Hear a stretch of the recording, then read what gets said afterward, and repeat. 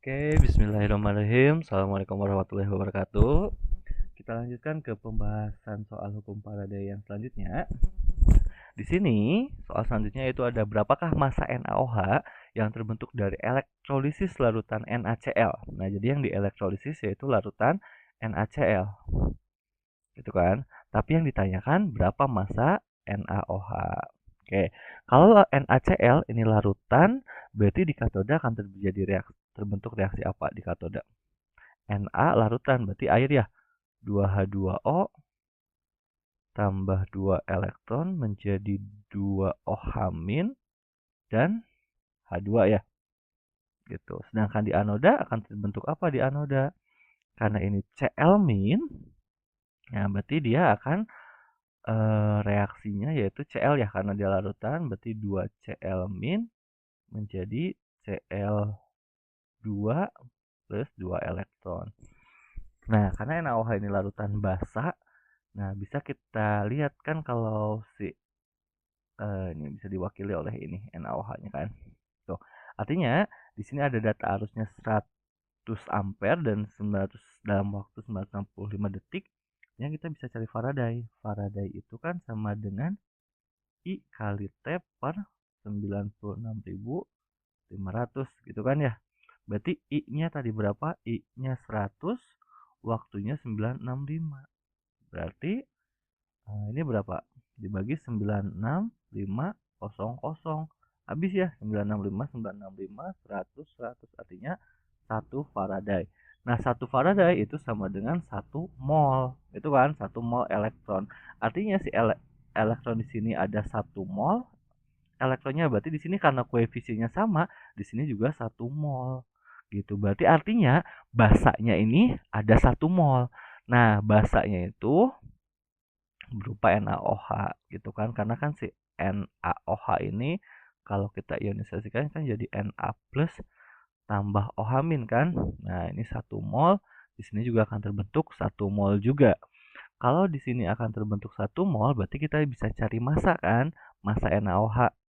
Oke, ingat rumus mol, mol itu sama dengan gram atau massanya per mr.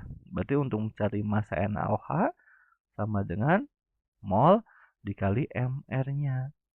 Molnya itu 1 mol, nah mr-nya NaOH tambahin Na, O, dan H. Berarti 40 ya. Nah, berarti masanya sama dengan 40 gram. Oke, seperti itu soal yang ini. Jadi jawabannya 40 gram. Kita lanjutkan ke soal selanjutnya.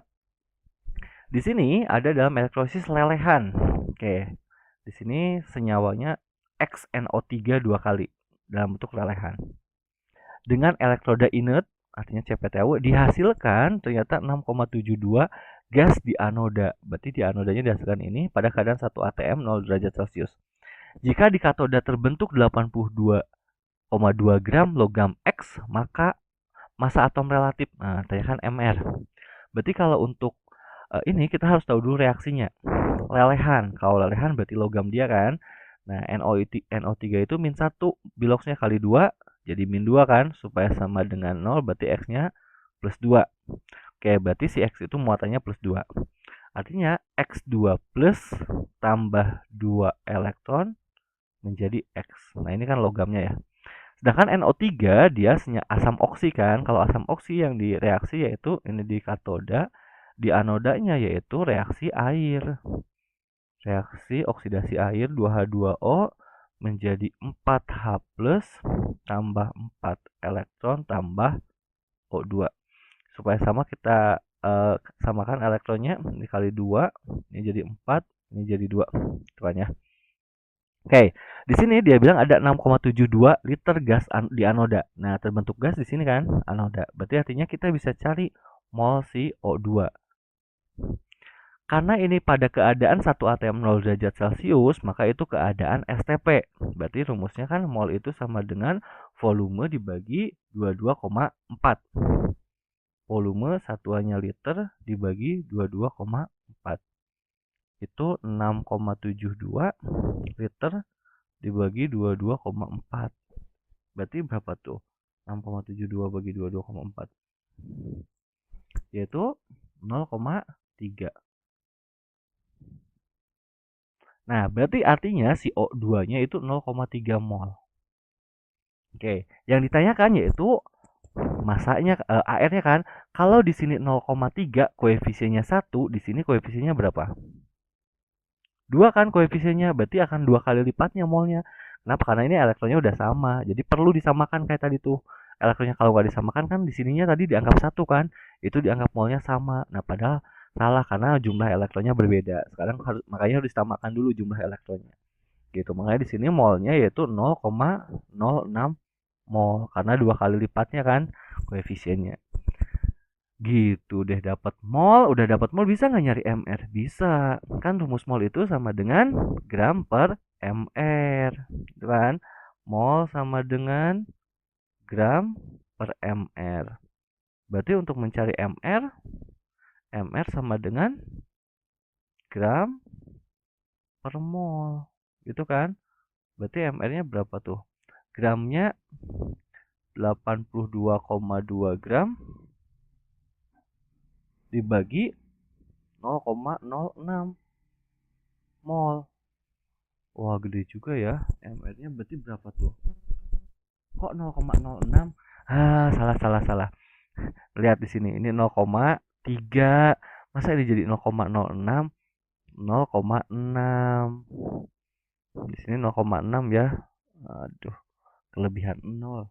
Pantesan pasti akan besar sekali. 8,2,2 dibagi 0,6. Jawabannya sama dengan 137.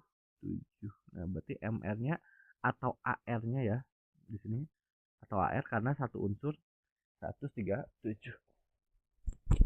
Oke, kalau tadi 0,06 berarti 1370 ya, gede banget. Gitu ya, ini salah. Harusnya 0,6. Oke, kita lanjutkan ke soal terakhir, yaitu ada suatu baterai dengan elektroda L dan Ni pada keadaan standar menghasilkan 0,2 ampere selama 10 menit. Nilai E0-nya, oke, E0 AL itu min 1,66, Ni min 0,25. Artinya yang sebelah kiri siapa? Yang sebelah kiri itu yang paling negatif kan? Berarti AL sebelah kiri, Ni sebelah kanan. Ingatnya kalau di sel volta kan A korlem. Yang bedain arus listriknya ya, positif negatifnya aja. Oke, artinya berarti si AL akan jadi di anoda, Ni di katoda. Ditanyakan penambahan massa di katoda. Penambahan massa di katoda. Gitu kan? Penambahan massa di katoda berarti itu Ni kan? Karena yang akan mengendap yaitu Ni. Gitu kan? Oke, berarti kita patokannya pakai yang ininya, logamnya logam Ni. Oke, ingat rumus untuk mencari massa, ingatnya arit. Arit per bilog kali 96.500. Oke, AR-nya berapa? Nah, AR-nya pakainya AR Ni. Karena Ni yang mengendap yaitu 59. I-nya berapa? I-nya 0,2. Waktunya 10 menit.